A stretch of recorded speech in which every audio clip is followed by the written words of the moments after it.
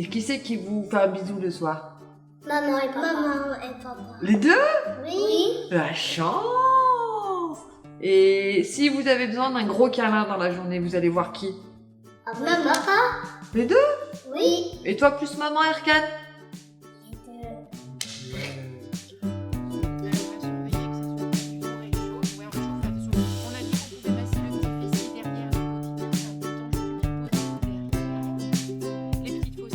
Pour être un bon parent, je pense qu'il faut être très à l'écoute. Ne pas avoir peur que ses enfants en fait, ne deviennent pas ce qu'on voudrait qu'ils soient. De ne pas faire une projection de soi-même sur ses enfants.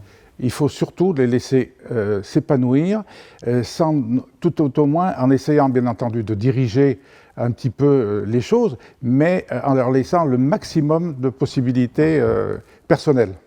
Alors le rôle de parent, au tout début, c'est le rôle de soins, de présence quand ils sont bébés. Et puis au fur et à mesure, ça a été d'être présent quand ils étaient scolarisés, les devoirs, les suivre dans leur projet.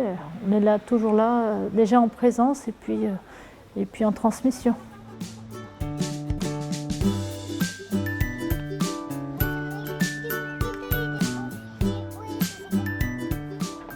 Dans la vie, je crois qu'il faut bien écouter les enfants. Chaque parole est importante. Des fois, elle peut cacher un mal-être, une difficulté. Le conseil, c'est de garder tout le temps la communication, mais en même temps en montrant qu'on est là pour justement cadrer les choses, qu'on est là pour les aider à trouver un cap, on est le guide de référence et qu'on n'est pas le copain de service. C'est vrai que c'est un cocktail assez compliqué à réaliser, il faut le reconnaître, et qu'on n'a pas les mêmes ingrédients selon les enfants en fait.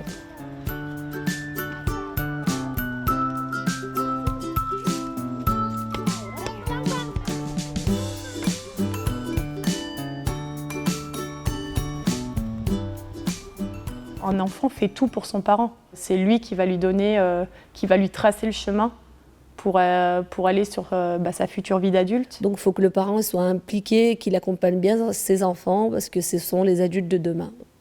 On ne peut pas avoir la même attention avec chaque enfant et bâtir la même relation avec chaque enfant. Avec les grandes familles, c'est vraiment sur cet axe qu'il faut bien travailler pour que chacun se sente à sa place et qu'on apporte à chaque enfant tout ce dont il a besoin. Parfois, le parent se dit bon, je vais prendre un petit peu de recul, je vais le laisser faire, lui montrer qu'il est autonome, mais si il laisse pas passer cette information-là, l'enfant va prendre ça pour du désintérêt et va en souffrir, oui. Est-ce que vous, quand vous serez grand, vous serez des papas?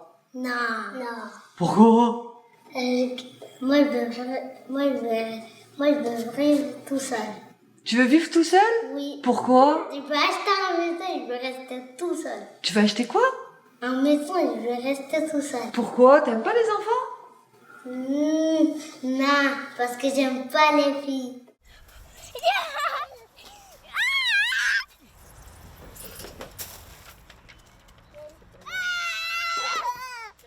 Ceux qui étaient ensemble, ils reviennent avec quelqu'un d'autre, le papa revient avec quelqu'un d'autre, il y a toutes les fratries mélangées. Antérieurement, on était plus sur, en cas de séparation, la résidence des enfants chez la maman principalement. Et c'est vrai que là-dessus, on a vraiment une évolution avec de plus en plus la résidence alternée qui prend une place importante. Surtout pour les enfants qui trouvent au final leur compte de voir autant leurs deux parents plutôt que de voir par exemple leur père, ce qui était souvent le cas un week-end sur deux ou la moitié des vacances. On a des familles où les parents sont séparés, les enfants vivent chez l'un ou l'autre, mais les deux viennent à l'école.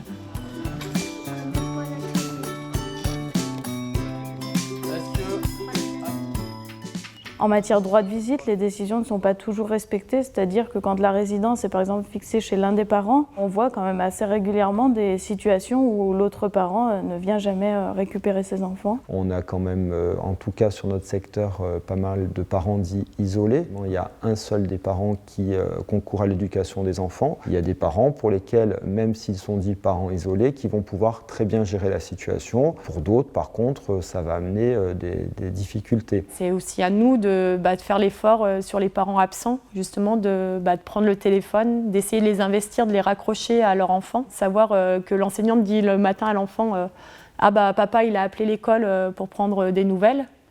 l'enfant, c'est un coup de fil, c'est pas grand-chose, mais l'enfant sait que son père s'investit dans la scolarité.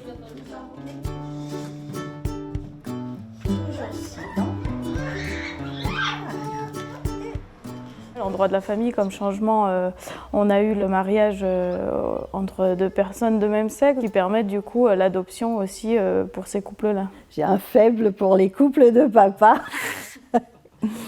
Et eux, ils ne se posent pas trop de questions en fait.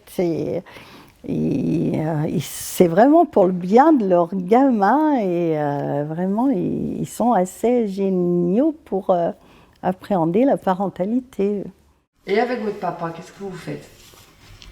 Ben, on part dans les magasins pour acheter des trucs. Oui. Il nous achète des bonbons. Oui.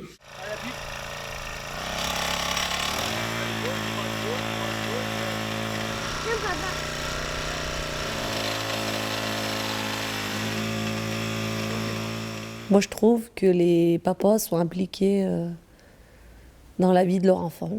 Plus on remonte, plus on voit que la condition des papas, en général, a évolué. On sent un partage des tâches qui est beaucoup plus important au sein du foyer. On ne s'est même pas forcément posé la question avec mon épouse. On s'est dit, de toute façon, on va être parents, et on est parents à deux. Je suis là pour les devoirs, je suis là pour coiffer ma fille, je suis là pour, je suis là pour un peu tout. Au niveau de ma famille, donc mon mari n'intervient que très peu au niveau pédagogique pour les enfants. Il est non francophone, donc pour les devoirs, ça peut être un peu compliqué. Puis il ne veut pas trop s'immiscer dedans. Les papas de moins de 40 ans sont beaucoup plus à l'aise avec l'exercice de leurs droits en tant que parents. Par exemple, sur tous les bébés nés sur les 6 dernières années, tous les papas ont bénéficié de leur congé paternité, alors que dans le secteur privé, on est plutôt à 7 papas sur 10. On a de plus en plus de pères qui s'organisent après pour accueillir leurs enfants, que ce soit au niveau du travail, qui mettent en place du télétravail, qui aménagent leurs horaires, etc., pour accueillir leurs enfants dans le cadre d'une résidence alternée. J'ai l'impression que c'est effectivement de plus en plus fréquent et qu'il y a vraiment une volonté au niveau pour les pères à ce niveau-là. Pas de chance.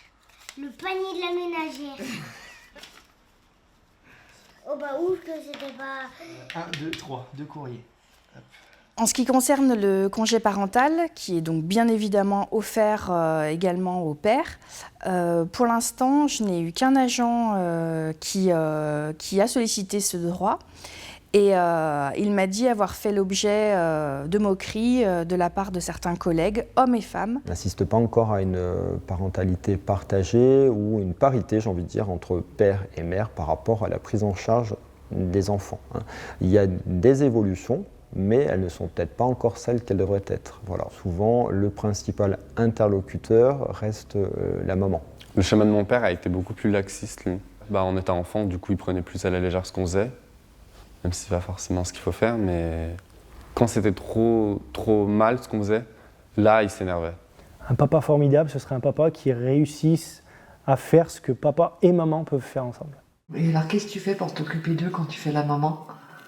Parfois, je les mets dans mon ventre. Oui.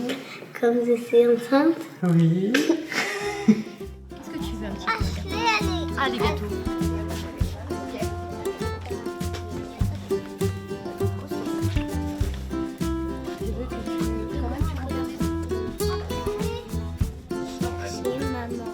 Le schéma de ma mère, c'était très axé sur les sentiments. Du coup, dès qu'on ressentait un peu de froideur, un peu de déception, tout simplement, tout de suite, on ajustait sans qu'elle ait forcément le besoin de le dire. Il y a une image des mères de famille qui ne travaillent pas en dehors de l'exercice de leur fonction parentale, qui est plutôt assez réducteur ou même péjoratif par moment, je dirais. On est là aussi pour mettre en avant ces parents, ou souvent ces mamans. Ce que ces parents peuvent transmettre à leurs enfants est essentiel. J'observe que pour les femmes, lorsque les Elles bénéficient de plus de flexibilité dans l'organisation de leur temps de travail, que ce soit pendant leur grossesse ou à leur retour de congé maternité ou parental. Eh bien, elles éprouvent moins le besoin d'être absentes.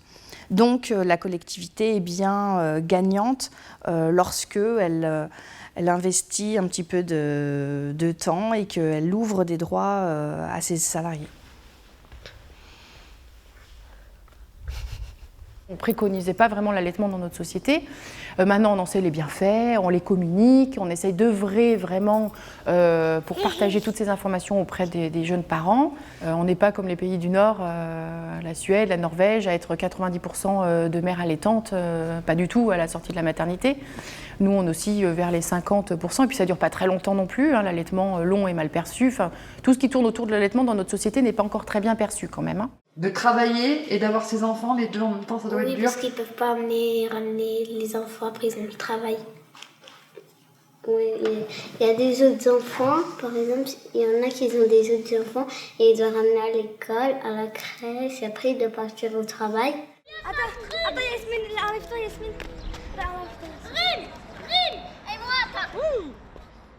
Les salariés veulent concilier leur vie professionnelle avec leur vie privée, notamment leur vie familiale. Les jeunes mamans s'arrêtent moins longtemps, mais souhaitent s'épanouir dans leur vie de mère et donc demandent à bénéficier de plus de flexibilité en matière d'organisation du travail. On sait qu'un enfant, ça change la vie. Fini les grasses mat, fini les bringues, c'est terminé, voilà. Il y a des moments où on aurait envie, pas de jeter l'éponge, mais de se prendre une heure, de se prendre un week-end, de dire allez, on va souffler, on est tous un peu pareils, je pense. Et il ne faut pas être culpabilisé vis-à-vis de ça, je pense. Il y a des ras-le-bol et pas de ras-le-bol. Il y a des jolis moments avec nos enfants, quand on les entend rire aux éclats et quand ils font des activités. Donc, au travers d'eux, on apprécie.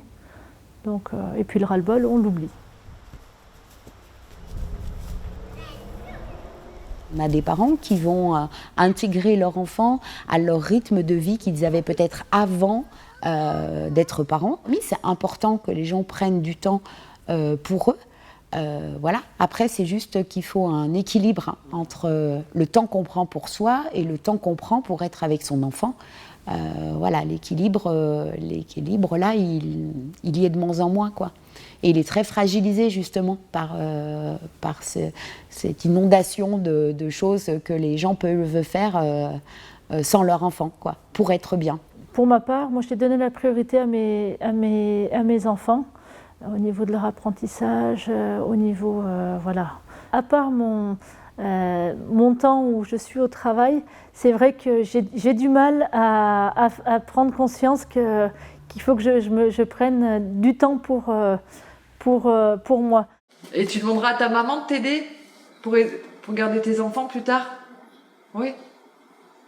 Et à ton papa aussi? Date d'accouchement. Le 21 avril. On peut se faire aider aussi, c'est pas un manque, enfin c'est pas une faiblesse, c'est pas parce qu'on est des mauvais parents, au contraire on est de bons parents quand on fait appel comme ça à des personnes qui peuvent nous accompagner. Enfin l'accompagnement parental, il se fait par la personne finalement qui mettra les parents en confiance et qui les rassurera sur leur rôle en fait. Je dirais que le soutien, on en a besoin, oui. Si on l'a pas, on peut faire sans. Il faut qu'on réussisse à relever la tête et puis avec nos petits bras musclés, on essaye de faire quelque chose. Certains, on essaye de soigner plus les parents que les enfants, oui, parce que les enfants, ils ne demandent rien du tout. Certains sont très angoissés, donc ils voient déjà les catastrophes dès qu'ils tapent un mot sur Internet. Et puis, ils ont trop d'informations qui arrivent dans tous les sens et il faut les aider à trier. Et puis, ils arrivent avec un diagnostic de temps en temps. Voilà, mon fils, ma fille a ça, il me faut ça. Les parents, ils ont besoin de nous, ils nous posent souvent des questions pour avoir notre avis. Donc, que ce soit par rapport au sommeil, par rapport aux écrans, par rapport à plein de choses. On prépare le vaccin. On y va, ok. La prévention, ça marche, oui, pour justement un peu harponner ces familles qui ne consultent jamais. Alors, est-ce que c'est par manque de moyens? Est-ce que, ou certains, c'est vraiment que non, ils vont bien, leurs enfants, donc pas besoin de les montrer. Il y a des familles qui ont des problèmes de langue, donc du coup qui ont peur de ne pas être comprises. Alors on a la chance d'avoir des parents qui sont très compréhensifs et donc on arrive à avoir des interprètes. Ils ne comprennent pas tout correctement, c'est très très difficile. Donc souvent leurs enfants ils viennent pour traduire. Et je leur dis souvent allez à l'assistante sociale, vous allez voir, elle va tout vous expliquer. Parce que des fois c'est compliqué quand il y a la langue. On a conçu un guide de la parentalité dont le but était vraiment d'expliquer un maximum d'agents, de les faire accéder au même niveau d'information pour qu'ils puissent derrière choisir d'exercer ou non leurs droits. Cette année, on a mis en place un atelier parents qu'on a appelé « Et si on faisait une petite pause ?» Ça permet aux parents, en tout cas cet atelier-là, de tisser des liens. C'est vraiment un moment pour eux, qui est sans la présence de leur enfant. On est juste là pour leur permettre d'échanger entre eux et de se lâcher, de parler librement, sans jugement. Et voilà, c'est vraiment un moment de partage. On ne parle pas de nos galères de parents, on ne parle pas du fait que ça soit potentiellement difficile. Le sommeil de l'enfant, enfin je veux dire, tous les bébés sont programmés pareil. Donc il y a beaucoup d'enfants qui ne dorment pas la nuit, par exemple. Mais ça, clairement, dans notre société, on ne l'entendra pas beaucoup. On n'a pas le droit. Finalement, ça voudrait dire quoi qu'on n'est pas de bons parents, donc ça serait avouer ses faiblesses. Donc ça ne se fait pas vraiment, en fait, chez nous. Les parents, ils arrivent à la sortie pour venir récupérer leur enfant à la garderie, ils se déchargent. T'as les parents en difficulté face à des enfants qui ne veulent pas écouter, face à des enfants qui sont en crise ou face à des enfants porteurs d'handicap, donc autistes ou autres. Et là, ça, c'est très difficile. On voit des parents, des fois, qui sont vraiment démunis. Mais c'est notre rôle d'aider ces familles en difficulté, quoi. On peut aussi intervenir, nous, quand il y a des difficultés un peu plus complexes, on va dire, via des dispositifs administratifs, qui sont les aides éducatives administratives. Ce n'est pas une punition, on est vraiment là pour remettre, on va dire, au centre les parents pour qu'ils soient pleinement acteurs. Souvent on dit que c'est les parents qui sont responsables. Les parents ont une part, mais la grosse part, c'est quand même la société en elle-même. Cette société qui n'est plus solidaire. Je crois qu'il faut que la société réfléchisse et apporte des solutions, non pas des solutions de répression, mais le contraire, des solutions d'écoute. C'est comme pour élever dans une famille, il faut être à l'écoute des enfants et à l'écoute donc des gens.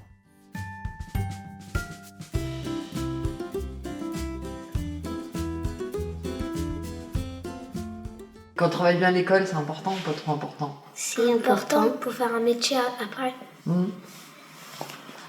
Et gagner des sous. Vous expliquez que demain on sortait... De rien. À demain. Au revoir. Il y a des familles aussi qui ont un passif avec l'école négatif. Moi j'essaye aussi de développer d'aller voir les parents pour leur dire que tout va bien.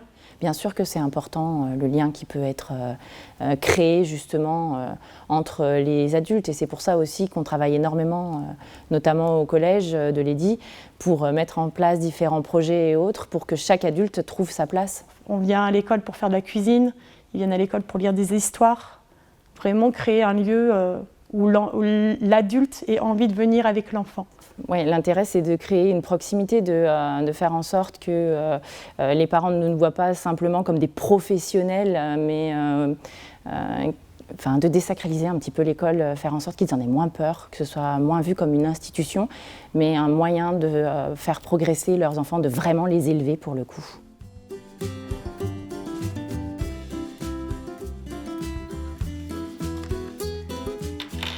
Alors on voit les parents quand ils viennent récupérer leur enfant, quand il y a quelque chose à leur remonter. Et eux, des fois, ils ont des retours à nous faire remonter aussi de la maison. Et avec ces infos-là, on va pouvoir travailler. Si l'enfant n'est pas bien, on sait pourquoi. On a aussi des enfants qui décrochent parce que l'enseignant ne s'intéresse pas à l'enfant et à sa famille. On ne peut pas faire de l'accueil individuel, mais on prend quand même en compte le rythme de l'enfant. C'est vraiment ce qui nous intéresse le plus. La coéducation, c'est ça, c'est travailler avec les familles, pour leur enfant. On n'est pas là ni pour les élever, ni pour leur dire à ses parents ce qu'il faut faire ou ne pas faire. Simplement être dans une continuité qui paraît logique au sein d'une collectivité. Par exemple, on a beaucoup de familles maintenant qui ont des façons d'introduire la nourriture de façon un peu différente. Au sein de la collectivité, c'est quelque chose qui ne va pas pouvoir se faire. Et c'est aussi important que... Il me laisse jouer à l'ordinateur. Lilian, qu'est-ce qu'on fait? Et là, il y a de plus en plus de troubles de comportement chez les enfants. Et là, les parents, ils sont démunis. Peut-être on les surexcite trop, on les stimule trop. Voilà. Il y a certains enfants qui ont des plannings de ministres. Hein, voilà, on les emmène là, là, là.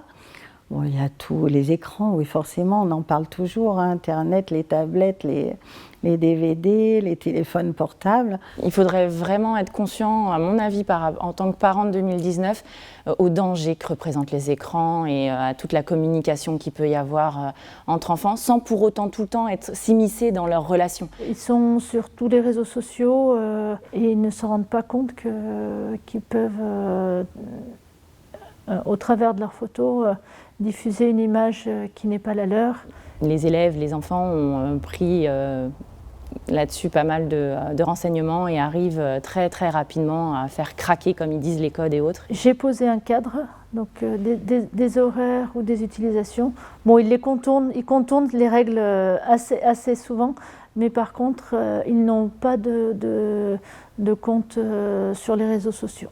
Et c'est vrai que c'est compliqué parce que les copains-copines les appellent via les réseaux sociaux et c'est vrai que c'est bloquant pour eux, mais ils le savent.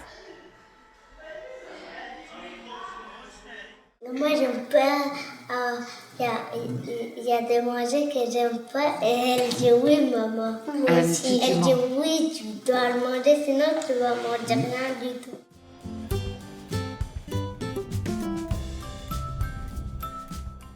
On a les élèves rebelles qui s'en prennent à tout adulte, il y a ceux qui s'en prennent aux parents et qui ont du mal à le verbaliser, puis il y a ceux qui s'en prennent directement aux professeurs parce que c'est les adultes qu'ils ont le plus souvent en face d'eux. Alors c'est là où ça a peut-être un petit peu évolué, c'est que beaucoup de parents ne remettent pas forcément en compte dans ces cas-là leurs enfants et disent que c'est la faute de l'adulte qui n'a pas été bienveillant en face, qui n'a pas su s'y prendre. Mais encore une fois, c'est des cas qui restent vraiment exceptionnels. En fait, on n'en a pas tant que ça quand même, heureusement, dans une classe qui se rebelle. On entend beaucoup parler de parentalité positive, notamment bienveillante. On se tourne vraiment vers l'écoute et la communication avec l'enfant. On a l'impression que maintenant, les parents qui sont un petit peu comme ça, c'est des parents qui éduquent leur enfant comme l'enfant roi, qui a le droit de tout faire, etc. Ça, c'est ce qu'on entend dans notre société. Ça fait culpabiliser les parents parce qu'ils se disent, bah voilà, j'essaie de mettre en place tout ça et finalement... Alors que pas du tout, en fait. Parce qu'il peut y avoir un cadre dans la bienveillance. On n'est pas... on fait pas ce qu'on veut, quoi. Hein. Ils ne savent plus trop gérer les demandes des enfants. Certains, ils sont très tyrans. Et les parents, ils baissent les bras très vite. Ils n'ont plus l'autorité qu'ils avaient avant, en fait, j'ai l'impression. Enfin, ils pensent qu'il faut parler aux enfants sans mettre trop d'autorité. Si on est trop autoritaire, les enfants ne vous aiment plus. Alors que, voilà, normalement, non, il faut leur mettre des limites. Mais certains parents n'osent plus mettre des limites. On a vraiment des familles qui démissionnent complètement de leur rôle de parents. On voit des parents qui sont grands frères, grandes sœurs, plus que père et mère. Donc les enfants, du coup, n'ont pas du tout de vrais parents et ils se retrouvent un peu perdus quand ils se retrouvent face à des adultes qui leur donnent des règles de parents. Et on a aussi des parents qui s'investissent vraiment. Ces deux mondes-là cohabitent et c'est important que les deux échangent pour que, quelque part, les uns apprennent des autres. Tu vas être papa plus tard? Ouais. Ouais? Tu veux combien d'enfants? 1000. Pas 1000, hein. 2. 2? Travail. Le conseil, le jugement, les idées reçues, enfin, tout ce qui va autour, ça commence même quand on est enceinte. Et ça s'accentue vraiment avec l'arrivée de bébés. C'est-à-dire que là, oui, tout le monde y va de son bon conseil. Les mamans qui ont les bonnes antennes, qui sont biologiquement connectées avec leur bébé, souvent qui ont les bonnes réactions, ça arrive à brouiller même ces réactions-là. Et les parents ne savent plus comment agir. Du coup, ils sont complètement perdus. Tout le monde va nous donner son bon conseil. Ma maman va me donner un conseil, ma voisine va me donner un conseil, des amis qui ont des enfants du même âge vont nous donner les conseils. Après, on a tous une manière d'éduquer qui est complètement différente, mais je pense qu'en écoutant tout le monde, en prenant compte de tous ces conseils ou remarques, peut permettre effectivement d'avancer et d'essayer d'être le plus juste possible envers l'éducation de nos enfants. Vous avez des papis, des mamies? Oui, moi. Et qu'est-ce qu'ils font les papis, les mamies pour vous? Ma mère elle me donne des fraises. Mamie a fait du couscous.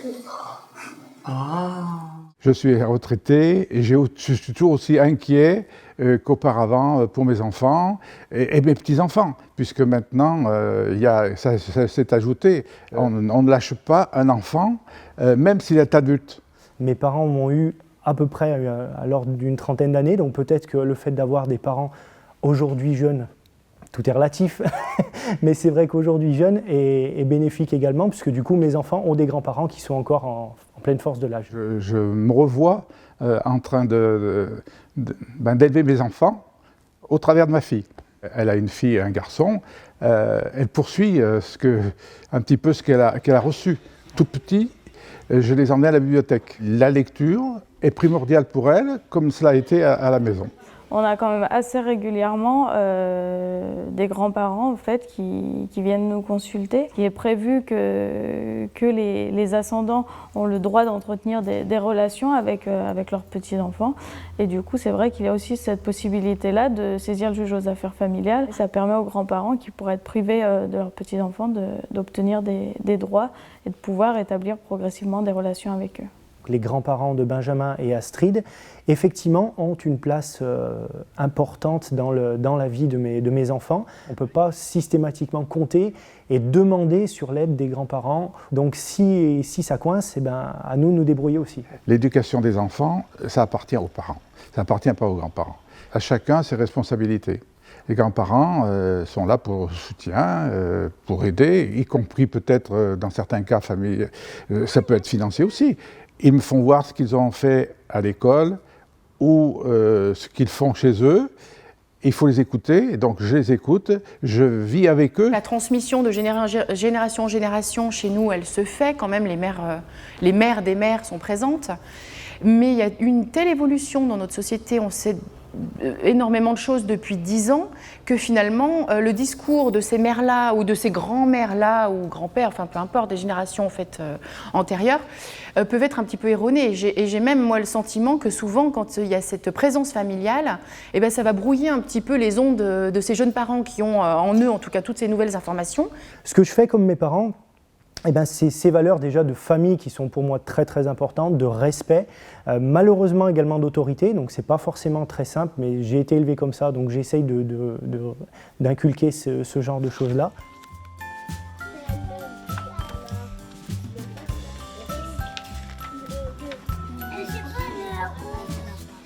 Déçu, la foule gronda. J'ai eu à construire mon rôle de parent. Étant enfant, j'ai pas eu trop de rigueur. Mes parents étaient là dans leur rôle de présence. Donc j'aimerais que ma relation avec mes parents soit plus fusionnelle, plus proche, tout en ayant vraiment une relation non plus d'enfant à parent, mais d'adulte à parent. Pour que cela fonctionne, j'aimerais qu'on soit plus à l'écoute de chacun, qu'on ait plus de discussions, de conversations. On vit dans un monde où ça devient très très compliqué, je trouve, de se respecter. Tout le monde est très nombriliste, très égoïste. Et le fait de dire, si au moins tu respectes ton voisin, ton copain, la personne que tu croises dans la rue, la mamie que tu aides à traverser, etc., déjà tu auras fait un bon pas. Et je me dirais, Sylvain, t'as peut-être pas tout raté. J'avais vu comme ça quand je les avais. Moi, j'aime bien ma soeur, parce que parfois elle joue avec moi. Et elle aussi, elle me fait des câlins, des bisous. J'ai 5 sœurs. 5 grandes sœurs, 0 frère. Et j'ai été élevé par mon père et ma mère. Avec le grand écart d'âge que j'ai avec mes sœurs, elles ont aussi pris le rôle de parents. Elles m'ont appris à être strict, rigoureux, sérieux, etc. Alors, dans la fratrie, oui, l'aîné a beaucoup été disputé, où on a été plus strict pour l'aîné que pour le dernier. Oui. On a appris notre rôle de parents au travers des enfants. L'aîné, elle a essuyé un petit peu les plâtres.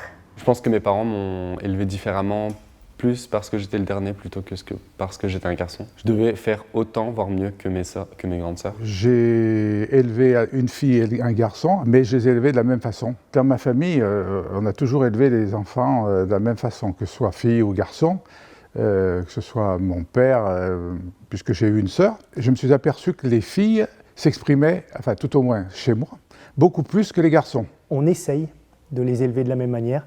Après, forcément, il y a une différence qui est créée de par justement le sexe de chaque enfant. Effectivement, on va se dire qu'un petit garçon devrait un peu plus être un peu moins pleurnicheur, un petit peu moins capricieux. On aura tendance à être peut-être un peu plus dur, le fait en plus que ce soit l'aîné par rapport à sa petite sœur. Et la petite sœur, pour un papa, c'est quand même sa petite princesse, on n'a pas trop le choix. Quand on est enfant dans une très grande famille, on a toujours en fait du soutien ou quelqu'un avec qui parler le soir.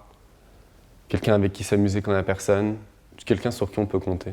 Après, on essaye quand même de faire le maximum d'équité entre les deux enfants, de manière à ne pas avoir de jalousie qui soit assez complice et qui reste complice, qu'il n'y ait pas déjà des petits conflits qui naissent entre eux.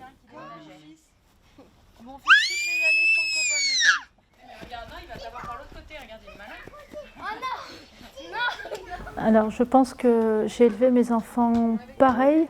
Ça s'est fait plutôt naturellement.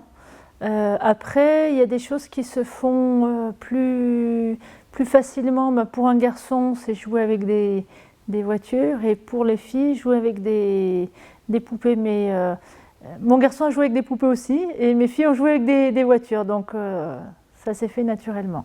Étant donné que je suis le dernier, du coup, je ne suis pas aussi pris au sérieux qu'avec d'autres personnes. C'est toujours compliqué de faire accepter ses choix, même si on est adulte.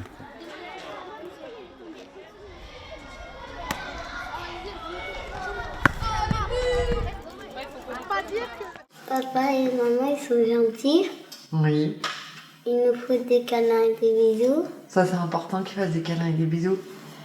Aimons nos enfants et puis mon nounou en tant que parent. Moi, j'inviterais les parents et les enfants aussi à témoigner quand ça va bien, parce que aussi les choses vont bien. Il ne faut pas toujours voir le négatif. Les choses peuvent aussi aller bien, et ça, c'est ça qui nous fait plaisir à nous aussi en tant que travailleurs sociaux.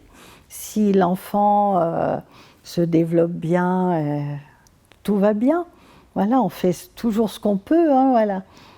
Que dans le sommeil, dans l'alimentation, on a les grands principes, et puis après, on adapte à chacun. Et il n'y a pas de recette miracle pour élever un enfant, je pense. Je pense. Un conseil que j'aurais à dire aux mamans ou papas, c'est que c'est quand même de super moments, c'est magique et c'est que du bonheur. À partir du moment où on fait de son mieux, tout se passe bien. Et puis qu'après, il y a des gens qui sont là pour les accompagner, donc que tout va bien. On y arrive, de toute façon tout le monde y arrive. C'est pas simple, mais on y arrive. Donc prenez-vous pas la tête. Tout se fait, chaque enfant est unique, chaque parent est unique aussi, donc vive la parentalité.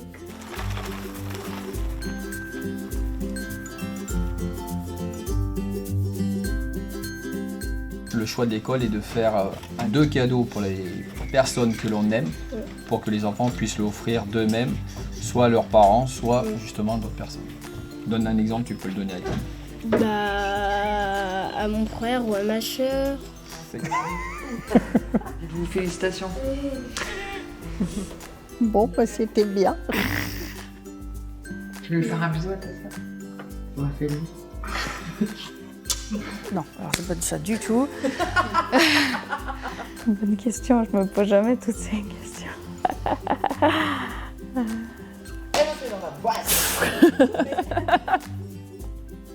Quand on fait des enfants, on doit s'attendre à ça. La rigueur. Oui. Allez, on la refait. Non, je sais pas, on est pas mal là, je pense qu'on a fait le tour.